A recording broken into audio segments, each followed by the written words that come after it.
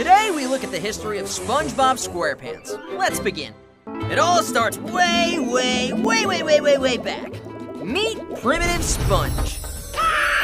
SpongeBob's oldest known ancestor. Although quite similar to SpongeBob in appearance, note the sloping forehead, considerable overbite, and fanged teeth. Primitive Sponge was not known as the most intelligent creature in the sea, communicating in a series of growls and grunts. However, he was noticeably strong with quite a high tolerance for pain.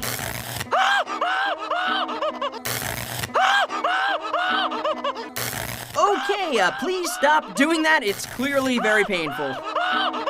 This was the beginning of the long line of SquarePants ancestry. As we travel further up the coral tree of life, many generations have passed and we finally arrive at SpongeGar, the next evolution in the SquarePants lineage. As you can see, SpongeGar is already closer in appearance to SpongeBob than his primordial predecessor. SpongeGar was far more advanced than Primitive Sponge, which is evidenced by the development of clothes, a language system, ready! tool usage, curiosity for new discoveries, and the domestication of animals. It's interesting how much bigger prehistoric Gary was compared to modern-day Gary, but that's for another episode.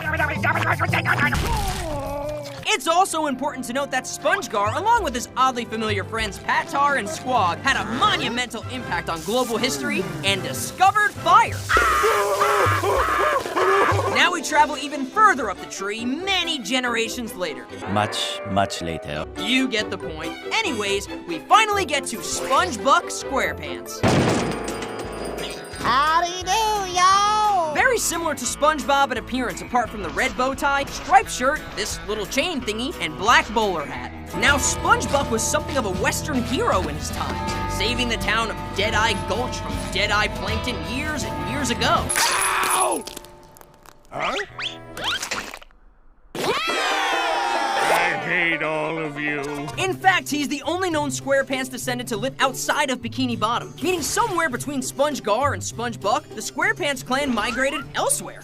Now fast forward some time and we will reach the patriarch of the modern SquarePants family, Grandpa SquarePants. Aside from his wise sayings such as, "If we were meant to fly, we'd have propellers on our heads or jet engines on our backs." not much is known about Grandpa SquarePants, and he has not been seen for some time. We do know that he married a sponge now known as Grandma SquarePants. SpongeBob! Hi, Grandma! A loving motherly figure of Bikini Bottom, known for her kisses, her cookies, Yeah. and her sweaters, which are made with love in each stitch. It's important to note that SpongeBob also had a maternal grandmother, Grandma Bubblebottom. Unfortunately, all records have been lost on Grandma Bubblebottom. The only thing we know is that her child is Margaret Bubblebottom, but more on that later. Back to Grandpa and Grandma SquarePants. Travel up one generation, and they had children of their own. There's Blue SquarePants, an old retired police captain. You're not cut out for this kind of work, boy. Do you have any idea what people like that do to people like you? You mean they won't give me a push on the swing set? Well, let's just say, I hope you've practiced walking without legs, or arms, or a body. Sherm SquarePants, whose claim to fame is shoving watermelons up his nose, and SpongeBob's father, Harold SquarePants, a simple man who likes to take care of his son. He married Margaret SquarePants, maiden name Bubblebottom, after the previously mentioned Grandma Bubblebottom. SpongeBob, hi, honey, we're here. Come on, SpongeBob. Hurry, hurry, son. Your mother has dinner waiting. And that brings us to the sponge that everyone knows and loves, SpongeBob SquarePants. But it turns out SpongeBob is not the only SquarePants his age. No, he has plenty of cousins. There's Stanley S. SquarePants, son of Sherm SquarePants. Thankfully, the watermelon shoving thing was not hereditary, although Stanley comes with his own set of peculiarities. One being that he destroys almost everything he touches. Glad to meet you, partner. Nice to meet you.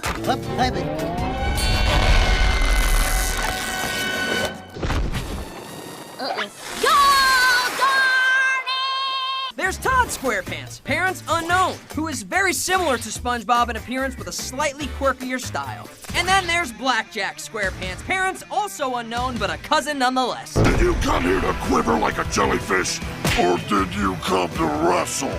And as we stop for a second and look back at the crazy set of events that came together in just the right way to give us this absorbent and yellow and porous best friend we all have, we realize that back is not the only direction we can look. That's right! Thanks to our special time machine, we can go into the future and take a glimpse at future generations of the SquarePants lineage. If we take our time machine, let's say 75 years later. we come to realize that SpongeBob will have a grandson, simply known as SpongeBob's grandson. Shh! I just beat my high score! Oh, yeah! Kids today. Oh man, look at those eyebrows and that ear hair. Whoa, that is gross. Sorry, excuse me, where was I? And if we take a look even further, say 2,000 years later. SpongeBob evolves into a robot species I am SpongeTron. Welcome to the future. who apparently have the ability to multiply. Jellyfishing. Somebody say jellyfishing? Hi, Patron. Whoa, that's a lot of SpongeTrons.